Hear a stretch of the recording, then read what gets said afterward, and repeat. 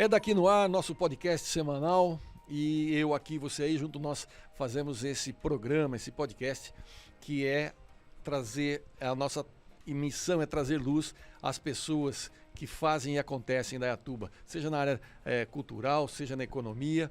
E hoje eu estou aqui com o Flávio Abreu, da Inove Solar, que é uma empresa que tem um foco na energia solar, ou melhor, na energia alternativa, porque não é só solar, eles têm soluções para uma série de coisas, nós vamos conhecer isso.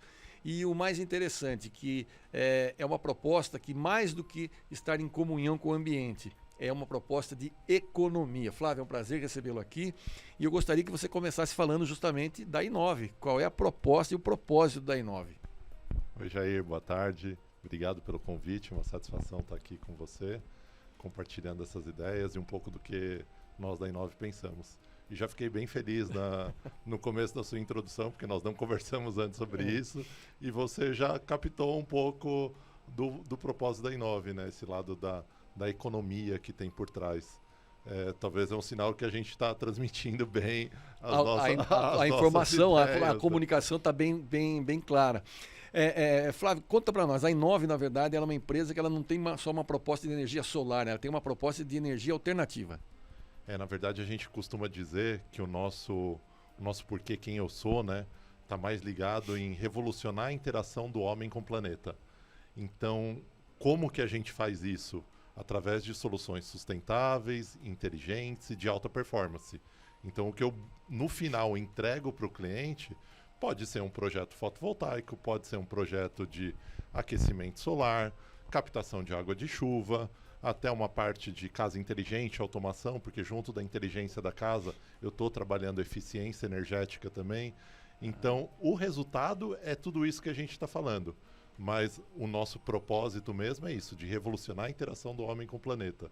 E se puder fazer isso trazendo um resultado financeiro para o cliente, ótimo, melhor ainda, né? E nossas soluções, todas elas fazem isso. O que eu achei bacana, eu conheci lá a Inove, ela fica aqui na Avenida Conceição, bem no comecinho aqui, próximo ao 9 de julho, e ele tem uma estrutura muito interessante lá, com os profissionais integrados e tudo mais.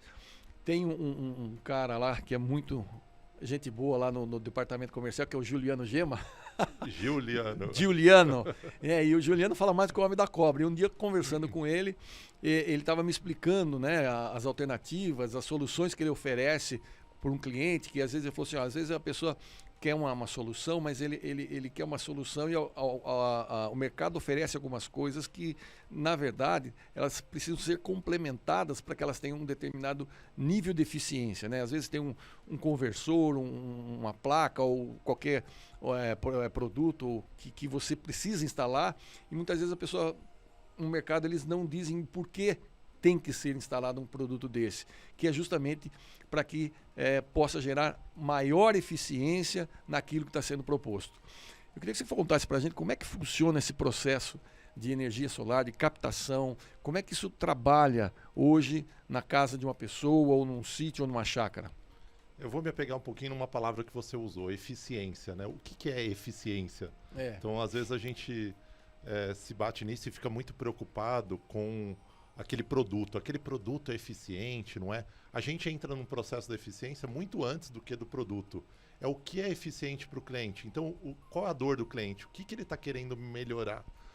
Porque nem sempre o que ele está procurando como solução, ou imagina que é a solução, por exemplo, tem pessoas que nos procuram, que já está na cabeça, alguém viu em algum lugar, eu quero pôr aquecimento solar na minha casa. E de repente eu chego lá e descubro que o aquecimento solar não é a melhor solução para ele, para a real dor dele, porque a dor dele é trazer uma economia. E de repente eu levo para ele um solar fotovoltaico. Ou de repente nem o fotovoltaico não vai dar para fazer. Vamos trabalhar uma questão de eficiência energética, como que você pode economizar no consumo da sua casa primeiro, melhorar primeiro o consumo, para depois pensar em gerar a sua própria energia. Então eu acho que o nosso processo está muito ligado a isso, de ter um atendimento que é preocupado em entender o problema do cliente antes de trazer solução. Não é o cliente procurou a gente, eu já vou querendo vender aquilo.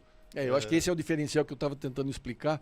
Talvez não tenha sido muito claro quando eu falo estava falando do Juliano, que na verdade as pessoas muitas vezes querem, eu quero pôr um painel solar aqui porque eu quero gerar energia, e é como você acabou de dizer, eu chego lá e falo, bom, não é esse o problema é muito maior e a solução é melhor ainda porque abrange mais alternativas. Porque se eu for a fundo no problema, em geral, nas pessoas a gente vai chegar em um problema comum, é trazer uma economia, ou seja, o brasileiro, em geral, né, na hora que a gente pensa em economia, essa parte de educação financeira é um pouco deficitário. Né? Não tem isso na escola, nem nas faculdades, as melhores faculdades, não se aprende isso. Né? E aí a gente tem uma dificuldade em lidar com dinheiro, em tratar com dinheiro, seja para investir, e na hora de pensar isso numa economia doméstica dentro de casa, que formas eu tenho de melhorar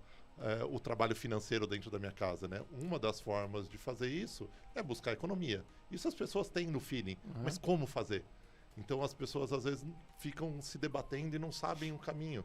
E esse caminho da sustentabilidade, de soluções eficientes, funciona nisso, porque além de trabalhar com o meio ambiente, uma solução de, por exemplo, de geração de energia limpa, renovável, vai te trazer uma economia que no longo prazo ele é maior, mas maior do que investir em renda fixa, por exemplo.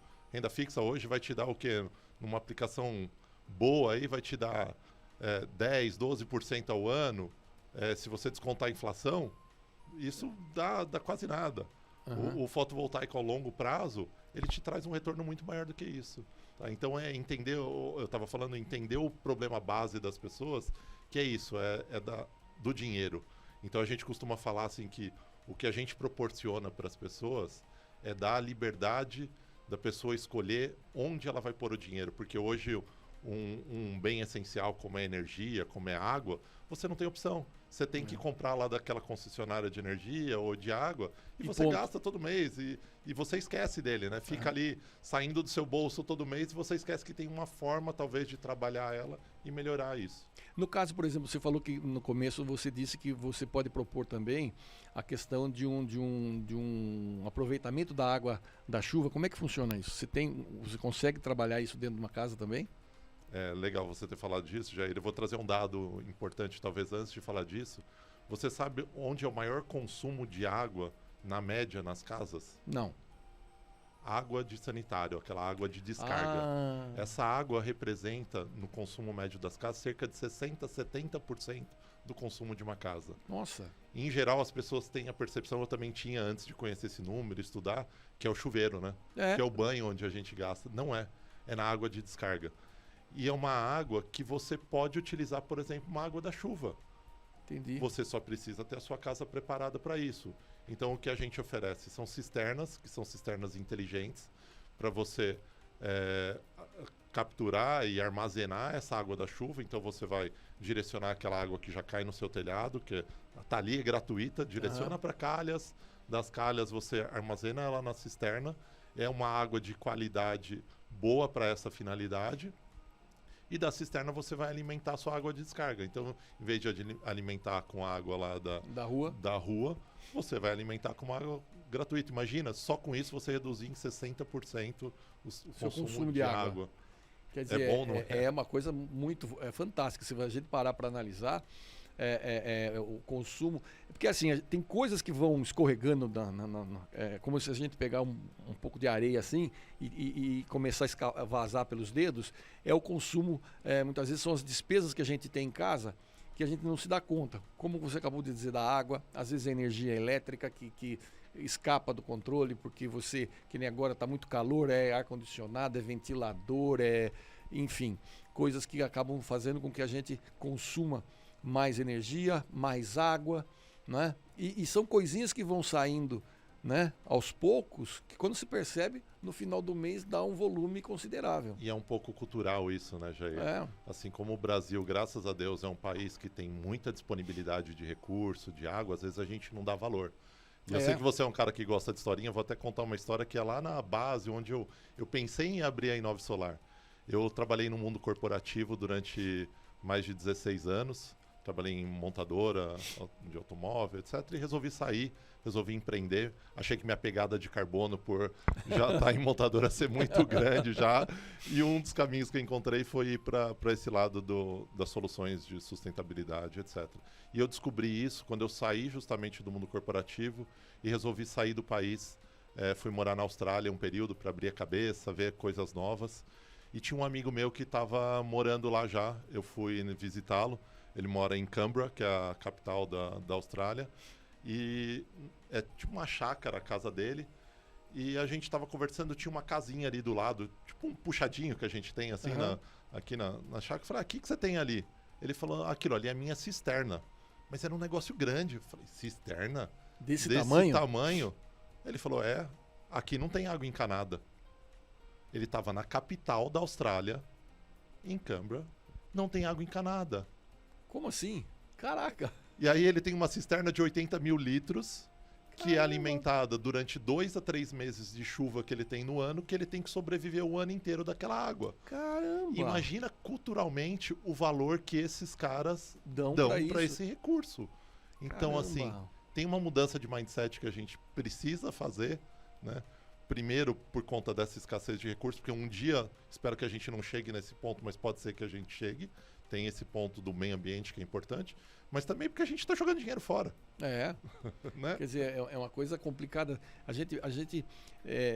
Nós brasileiros não temos essa noção. Eu percebo isso porque nós tivemos uma crise hídrica aqui em 2012, que foi severa na região. Itu, por exemplo, sofreu muito de ficar semanas sem água. Aqui nós passamos um perrengue também em Indaiatuba, mas não foi tanto como algumas cidades da região. Mas as pessoas só se dão conta da falta d'água, da dificuldade que é viver sem água quando falta na torneira. Senão a pessoa não está nem aí. Vamos lá, vamos lavar a calçada, vamos lavar, entendeu? Essa cultura brasileira da fartura, né? Mas está mudando, né, Jair? Graças a Deus, assim, a gente vem conseguindo com um trabalho que é de formiguinha, mas está crescendo, a conscientizar as pessoas e trazer através de outra forma, que é pelo bolso, né? Mostrar essa cultura que... Se não é pelo amor, é pela dor. Não é nem pela dor, porque eu não vou trazer um custo a mais para a pessoa, na verdade, eu vou trazer uma oportunidade. Não, né? É o que eu digo dor, porque é o seguinte, você tem que procurar uma alternativa como essa para economizar, porque está doendo no bolso. Exato. Então, você precisa ter uma alternativa que te faça não doer e sobrar de preferência no bolso. Exato. Né? E aí o outro recurso também, a gente está falando de água, é o sol, né? Sim. O sol também é um recurso gratuito que está aí disponível, que a gente pode usar. No nosso caso, a gente usa para 2 soluções nossas, que é o aquecimento solar, ou seja, você eliminar aquele custo que você tem de aquecimento de água. Chuveiro, tem gente que tem água quente na cozinha, em outros locais, na piscina também. Então você pode reduzir muito esse custo de energia ali, tendo uma água aquecida com a energia solar. E outra geração de energia elétrica com o sol, que aí é o chamado fotovoltaico. Tá? Eu tenho um grande amigo, né, uma família de amigos, que eles têm um pesqueiro aqui na cidade com restaurante, e eles passaram a ser autossuficientes. Eles implantaram uma pequena usina de energia solar, e hoje o pesqueiro é 100% autônomo no que diz respeito à energia solar. E ainda sobra crédito para a casa dos 2 donos lá, que é o pai e filho, para eles abaterem na casa deles. Como é que funciona esse processo, Flávio? O Brasil, nesse ponto assim de regulação, o Brasil tem normas muito boas. Na verdade, atualmente não é nem mais norma, virou lei. O pessoal até tratou agora recentemente, saiu muita divulgação falando a lei da taxação do sol, ficou conhecida com esse apelido, tá? Mas só para contar um histórico rapidamente.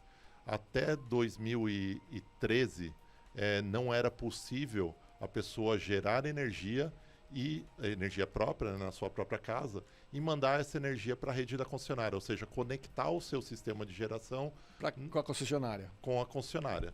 Algumas pessoas tinham, mas era de forma irregular isso, não tinha uma norma para isso. Tá? A partir de 2013 entrou uma primeira norma, a norma feita pela Agência Nacional de Energia Elétrica, a ANEEL.